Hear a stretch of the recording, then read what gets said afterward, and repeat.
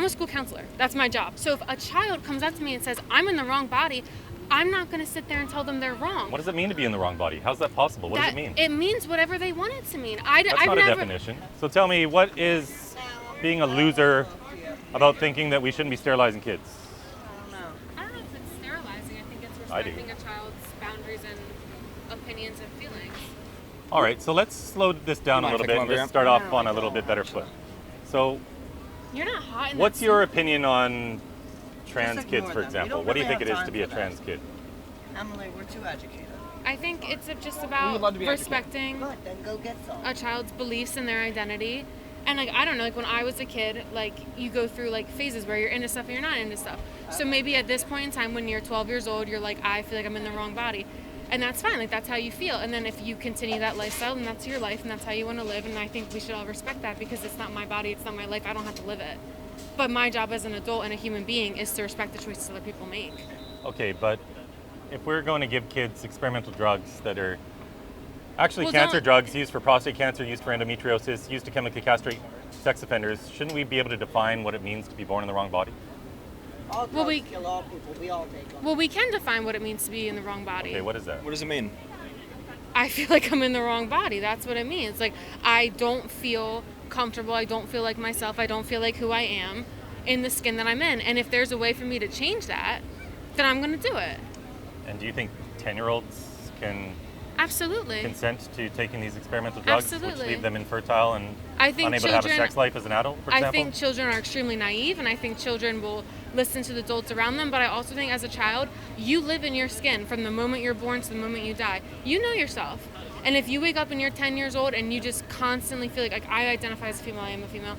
If I constantly feel like I just identify and I understand that gender so much more, and I wouldn't make that decision when I was 10, 12, 13, I would hope the adults in my life respect that. So when we look at the kids who go to these gender clinics, I just want to cite a woman who used to work at the Washington University Transgender Clinic in St. Louis. Her name's Jamie Reed. She published an article last year. She quit working there in November. She'd worked there for 4 years as case manager. And she describes herself as a queer woman. She's married to a trans man. And she says she's politically left of Bernie Sanders. So she's not some conservative, right? Right. And she says all these kids that show up at the gender clinic all have some other underlying mental health comorbidity. Mm-hmm. Close to half of them are on the autism spectrum. Okay. Kids who have suffered abuse or trauma or sexual abuse or have borderline personality disorder, kids who are cutting, kids with eating disorders. It's all these kids who are struggling with something in life. And they're being treated as though gender is the underlying cause of all these issues. And oftentimes on their very first appointment, they're being prescribed these extraordinarily damaging puberty-blocking drugs, which have never been approved for this purpose. Other countries in the world, like Sweden, Finland, England, Norway, are doing away with this practice, progressive countries, not because of politicians, but because their medical boards conducted a systematic review of all the evidence. We got our phone, guys. Yet, we're taking all these kids who are struggling with varying things, and we're just right away putting them on this regimen of puberty blockers and cross-sex hormones. Don't you think maybe we should be slowing it down and treating these other conditions as well? I absolutely think we should treat all conditions. If a child's gone through trauma, I think they deserve treatment for that as well. Like, I'm not saying that, I don't think it's one or the other, but I do think just because a child's experienced trauma or been through things that I can't imagine, doesn't mean we shouldn't believe the things that they're telling us. I could have gone through something extremely traumatic. I could have had my house burned down in front of me and my parents die while I'm sitting there. That doesn't mean I don't feel like I'm in the wrong body. But what I'm telling you Those could be two separate incidents. Is these kids, statistically speaking, are children who've suffered abuse or trauma, and we're not treating that anymore. And do you think maybe that abuse and trauma made them feel inferior or wrong, or like, you know, something is wrong with me, I can't be the person I want to be because clearly the adults in my life don't respect it. So maybe if I'm someone else, it'll be better. Which isn't good thinking, like, I mean, but that's how kids think. And I think we should encourage and support children who want to be who they want to be. I think that's what it comes down to. I think the more we support children being who they want to be, the better adults we're going to have in the future. But, you know, 10-year-olds engage in magical thinking, right? Absolutely. I'm a school counselor. That's my job. I literally do this professionally. Can children consent to giving away adult sexual function? Can they consent to giving away adult sexual function?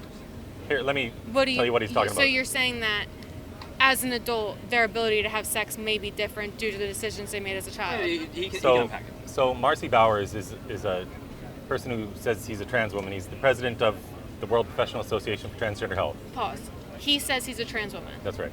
So she says X, Y, and Z. Well, you can use whatever pronouns you wish. Well, no, that's what I mean. Like, we're going to respect people who they are. Well, you guys, making America healthy again starts with you and me, and I want to introduce you to an amazing tool that I've been using to increase my energy levels and to maintain a healthy diet. Lumen is the world's first handheld metabolic coach. It's a device that measures your metabolism through your breath, and because your metabolism is at the center of everything your body does, optimal metabolic health translates to a bunch of benefits, including easier weight management and better fitness results. And this is really cool. On the app, it lets you know if you're burning fat or carbs and gives you tailored guidance to improve your nutrition, sleep, workouts, and even stress management. All you have to do is breathe into your Lumen first thing in the morning, and you'll know what's going on with your metabolism, whether you're burning mostly fats or carbs. Then Lumen gives you a personalized nutrition plan for that day based on your measurements. You can also breathe into it before and after your workouts and meals, so you know exactly what's going on in your body in real time, and Lumen will give you tips on how to stay on top of your health game. So if you want to take the next step in improving your health, go to lumen.me/Klug to get 15% off your Lumen today. That is lumen.me/Klug for 15% off your purchase. Thank you, Lumen, for sponsoring this video. Let's get back into it. When people don't respect people's boundaries and don't respect these identities and don't respect that's when there's issues. That's why trans kids have the highest suicide rate out of everybody. All right, well, because people do not accept them. It's not my business. Okay. What you do when you go home is not my business. Stay focused on this one issue, though. Okay, we're talking about sex. I'm 10 years old. Well, let me tell you what Marcy Bowers says. So Marcy Bowers is the president. I'm speaking. All right. So what I'm saying but sorry for speaking while you're interrupting. My apologies. I feel like you just want to argue. Like, I'm giving you very valid, extremely, like. Do you mind if he gets his point out and then you can take it away? I'm finished. My food is. So Marcy Bowers is the president of WPATH. Marcy admits that none of the children. I don't appreciate your mission, and I hope that you start to think differently in the future, and you support the children in the ways they need to support it. Chemical Marcy castration. has stated that none of the children. Just like the way you phrase that, like, what are you getting at? Hold on. Like, what are you getting from a student? Like, from telling a child, like, the way you We're put talking things, about the truth of what happens. He's actually trying to tell you exactly what one of the leaders in the industry is saying is happening, and you're not even willing to have the conversation. You're not even willing to listen to him. Because I know exactly where he's coming from. What is he going to say? I know where he's coming from, the same place you're coming from, where you're going to frame it to fit the way that you believe, and that's I can show you the video from Marcy Bowers right now. It's not even a conservative. We're not even talking about. Did I say conservative? Did I say conservative or liberal? I said what you believe. So how are we going to frame it then? You're framing it in that what this is wrong. That's what you believe. No, specifically, what is he getting at? You're saying that trans kids being on puberty blockers affecting their sexual health and sexual. I don't even know how you say it, like how they have sex. Marcy Bowers has in said the none of the boys as adults have ever been able to have an orgasm who started puberty blockers at 10 or stage 2. Not one of the boys who started puberty blockers at 10 or stage 2 as how adults big was that have sample sexual size? function. He's the president of WPATH, so they know about all the thousands of kids. WPATH. Okay. You know what WPATH is? I don't. It's the World Professional Association for Transgender Health. Okay. They write what are called the standards of care. Okay. That children's hospitals can follow. So Marcy Bowers himself has done more than 2,000 sex reassignment surgeries on males. You not using the proper pronouns actually tells me everything about this. Oh, okay. Very good. Everything I need to know came from those sentences. If that's true, then that really sucks for those men. I don't know what to tell. Like, I don't. Right. I'm not a scientist. I can show you the video from him if you want. No, I'm not saying you're wrong. I believe you. And that sucks. I don't know how else to say that. If you can't have an orgasm, that really sucks. So the question is, can a 10-year-old consent to giving that away? I think we need to respect the things that kids say. Okay. I think we need to support trans youth, and I think that's what it comes down to. Because science, as we've all seen with everything in the world, things change. Have you changed since you were 10 years old? Absolutely. How did you change? I mean, like, physically, in every way you possibly could. Did you learn some things since you were 10? I would hope so. I learned quite a bit. Right. So probably the way you think when you're 15 is a lot different than 10. But I think it's probably a lot different at 20 and 25 and 30 as well. Your morals and your identity, those things for me haven't changed. The way I feel and the way I believe certain things, from the time I've been able to think logically and put things together and do advanced problem solving, those things, I felt the same way about them. Well, when I was 10 years old, I believed Santa Claus came down my chimney and put presents under the tree. Right, because children believe in magical thinking, as also, you said. the problem-solving aspect of your brain isn't fully developed until the age of 25 as well, correct? Okay, well, I'm still saying the way that I process information, the way I see it, the way things go through, that's how the same way that I thought things when I was a kid, I see it now. And, you know, it's how you grow up. It's who you speak to. It's your parents. It's your family. And because I had parents who supported me and supported the way I thought, I was able to become an adult who feels okay. Okay, So- one last question, if I Yeah. may. What would you say to all of the detransitioners who were harmed as children, who are now saying, what the heck did you do to me? I was struggling in life with various other things. And on my first appointment, you started me on this regimen of drugs and then surgeries. And now I'm infertile. I've had my breasts cut off as a child. I'm miserable. I feel like my life is ruined. What do you say to those children who are now young adults?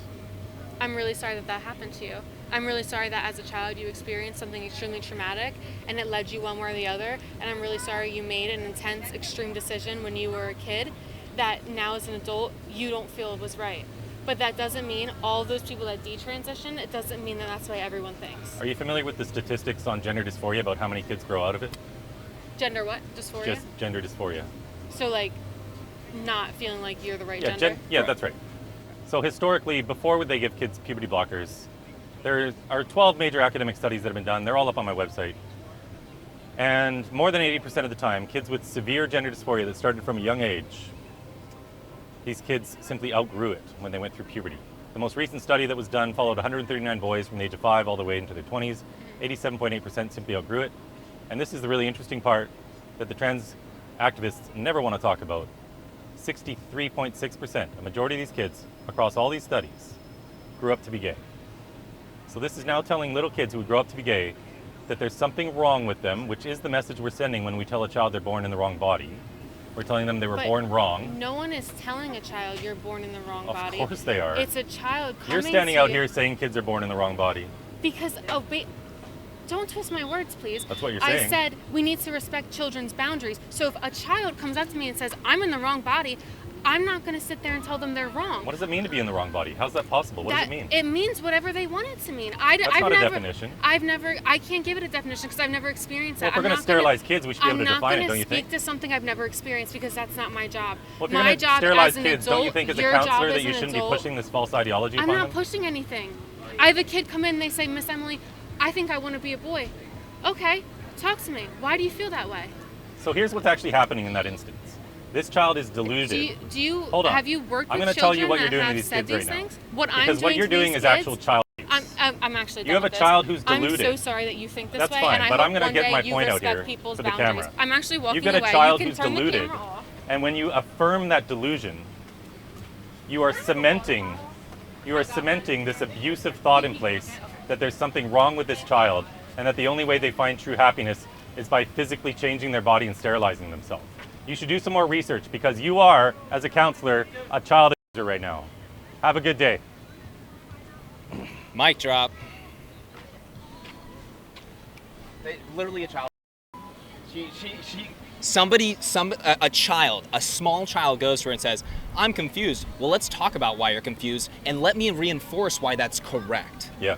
Oh my gosh. I And got she tired just of her. admitted to that. I got tired of her, and she is a child abuser.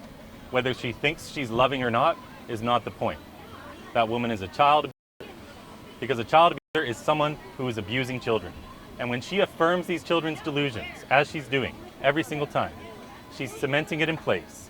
She's making them even more sure, because she's a supposed authority figure, she's making these kids even more sure that they need to change their bodies. Yeah. So whether she realizes it or not, and she doesn't, because she's stuck in some cult, and as you can see, like all cult members, she puts up a wall stopping her from being able to think. She's abusing these kids. She's one of, if not the first, adult in a child's life that sends them down the path of going through irreversible procedures to their bodies. That's right. Also admitted that she is about as smart as a 10-year-old. So Did she also admit that she was about as smart as a 10-year-old? she said she hadn't changed her. I mean, the logic here, a lot of these people ignore the fact that they're adults. They completely throw that. The lady before was saying, well, who makes the decision? You do. You're the adult. What are you talking about? Very crazy stuff. Let's go to the next conversation. All right.